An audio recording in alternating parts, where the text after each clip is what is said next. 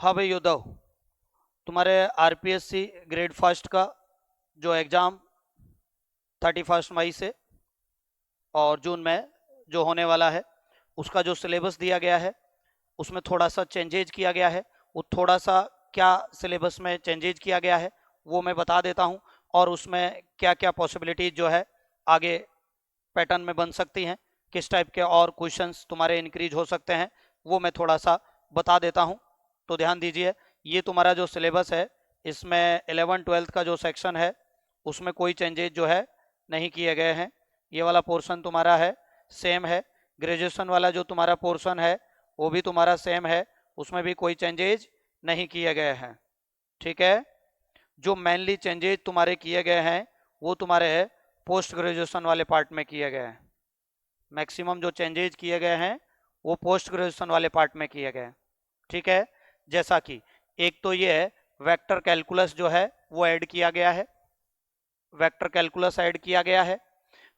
Tensor matrix पहले भी था, फूरियर ट्रांसफॉर्म लाप्लास ट्रांसफॉर्म पहले भी था, लेकिन फूरियर सीरीज नहीं था। स्पेशल फंक्शन पहले भी था, लेकिन उसमें मेंशन था लेजेंड्रे और बेसल, लेकिन अभी अब इन्होंने स्पेशल फंक्शन लिख दिया, मतलब हर्माइट और लागेर भी पढ़ना पड़ेगा। राइट। यहां तुम्हें लिखा है कॉम्प्लेक्स एनालिसिस। कॉम्प्लेक्स एनालिसिस लिख दिया है, मतलब कॉम्प्लेक्स एनालिसिस खूब बड़ा सारा है, बहुत ब्रॉड हो जाता है। ठीक है।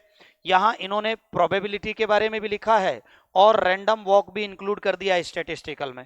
ठीक है। ये भी इंक्लूड हो जाता है। ग्रुप थ्योरी अपना पहले भी था, ये बाकी सारे टॉपिक अपने पहले भी थे। तो मैथमेटिकल में ओनली 4 चैप्टर थे, अभी 5 और नए ऐड कर दिए हैं इन्होंने।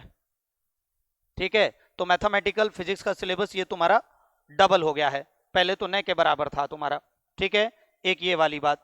दूसरा, इलेक्ट्रिसिटी मैग्नेटिज्म में पोटेंशियल फॉर्मेशन गेज इनवेरियंस, ये पहले नहीं था। ठीक है।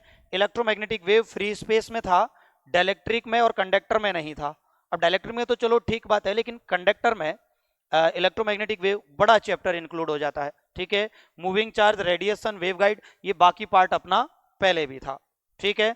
इधर अपना थर्मोडायनेमिक्स के अंदर ये सब अपना पार्ट जो है पहले भी था, ऑलमोस्ट सारा ये जो है सब था। सिर्फ ये जो मैं कह रहा था रैंडम वॉक, ये वाला पार्ट जो है एक्स्ट्रा ऐड कर दिया गया है। तो प्रोबेबिलिटी और रैंडम वॉक दोनों वो पूरा कंप्लीट इंक्लूड हो गया है। ठीक है। सबसे ज्यादा जो बदलाव किया गया है तुम्हारा सिलेबस में वो किया है क्वांटम मैकेनिक्स के अंदर। ठीक है। स्कैटरिंग थ्योरी तुम्हारा पहले भी था, पार्शियल वेव भी था, फेज शिफ्ट एनालिसिस था, लेकिन बॉर्न अप्रोक्सीमेशन नहीं था।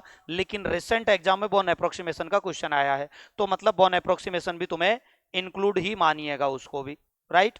आइडेंटिकल पार्टिकल पहले था, स्पिन स्टैटिक्स था, अब ये approximation methods for stationery states और टाइम डिपेंडेंट परटर्वेशन।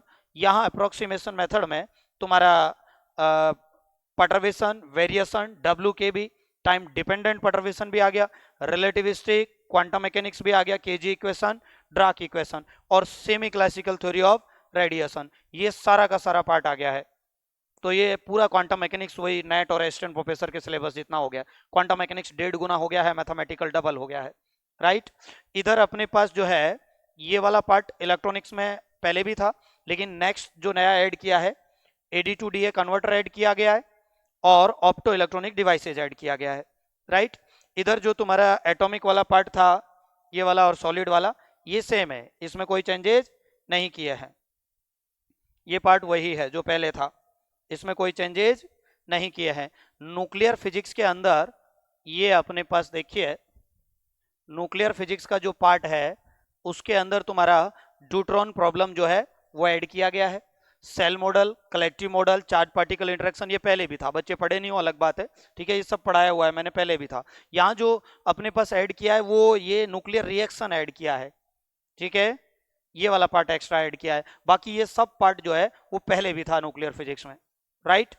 तो अब यहाँ पे अपने ये कुछ टॉपिक्स जो है ऐड हो गए हैं।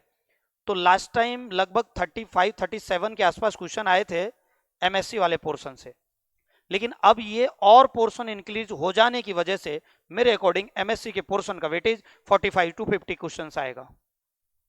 मींस अब पेपर के तुम्हारे एग्जैक्टली 3 पार्ट हो गया है, 3 सेक्शन हो गए हैं एग्जैक्टली। 11-12 उतना ही आएगा, उतना ही ग्रेजुएशन आएगा और उतना ही पोस्ट ग्रेजुएशन आएगा। अब तुम पोस्ट ग्रेजुएशन के पार्ट को नेग्लेक्ट नहीं कर सकते। इसलिए तुम्हें पहले भी नहीं, मैंने तो पहले भी नेग्लेक्ट नहीं करने दिया, पहले भी तुम्हें डिटेल में ही पढ़ाया था, ठीक है। और अभी भी ये टॉपिक्स जो एक्स्ट्रा हुए हैं ये तुम्हें डिटेल में ही पढ़ने होंगे, क्योंकि इनका भी वेटेज उतना ही आएगा। तो अब तीनों ऑलमोस्ट इक्वल हो जाएंगे, 45 45 50 के अराउंड ये तीनों का वेटेज जो है इक्वली हो जाएगा। समझ गए? ये पॉसिबिलिटी बनती है पैटर्न में। क्लियर? अब सवाल ये कि ये एक्स्ट्रा टॉपिक्स जो है उनका कैसे कवर अप करें।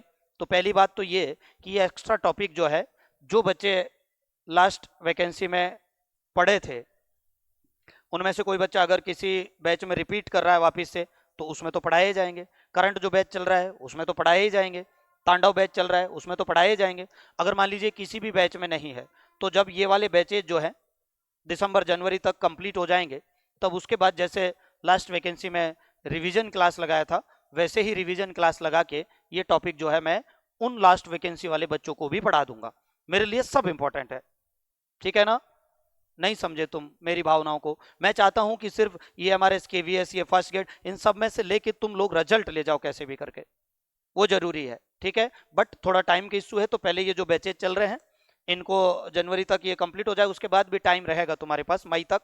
तो उस बीच के टाइम ड्यूरेशन में जैसे लास्ट वैकेंसी में भी पहले 1-2 महीने पहले रिवीजन क्लास से लगाए थे, वैसे रिवीजन क्लास लगा के जो लास्ट वैकेंसी में जो भी बच्चे पढ़े थे उन सबको भी ये टॉपिक जो है मैं करवा दूंगा। और करंट बैचेज जो है, तांडव बैचेज जो है, उनको तो साथ में ही करवाए जाएंगे क्लास में ही। अभी जब उनके टॉपिक चलता आएगा, जब क्वांटम आएगा तो क्वांटम के, जब मैथमेटिकल आएगा तो मैथमेटिकल के। क्लियर? ये सिलेबस में पैटर्न हुआ है, तुम्हारे चेंज हुआ है, जो मैंने तुम्हें यहाँ बता दिया है। ठीक है भैया?